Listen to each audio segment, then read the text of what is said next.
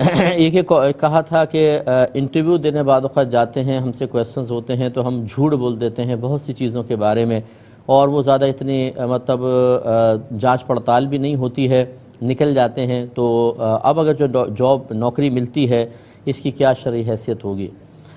دیکھیں، بعض کویسچنز تو ایسے ہوتے ہیں کہ جن کے بارے میں وہ پروف طلب کرتے ہیں۔ اگر وہ آپ کا ایکسپیرینس پوچھتے ہیں، آپ نے کہا 5 سال، تو جی کوئی ایکسپیرینس لیٹر آپ دکھائیے، اور اسی طرح جو ایجوکیشن کے بارے میں ہوتا ہے تو وہ ڈگریز وغیرہ طلب کی جاتی ہیں، تو وہ آپ کو یقیناً پیشی کرنی ہوتی ہیں۔ تو اس میں آدمی اکثر سچی بولتا ہے، اس میں اگر آپ نے جھوٹ بولا اور انہیں نہیں معلوم کیا تو یہ ایک گناہ کبیرہ ضرور ہے۔ اب آپ کو جاب اگر مل بھی جاتی ہے اس طرح کے جھوٹ بولنے کی بنا پر، تو اب یہ دیکھا جائے گا کہ یہ آپ نے جھوٹ تو بولا ہے، گناہ کبیرہ ہے، لیکن اگر آپ اس جاب کے مستحق ہیں، جو کام دیا جائے بہترین انداز سے کر سکتے ہیں، تو آپ کی سیلری بہرحال جائز ہوگی، لیکن یہ فعل آپ کا حرام ہوگا۔ بعض اوقات ایک فعل حرام ہوتا ہے لیکن اس کی حرمت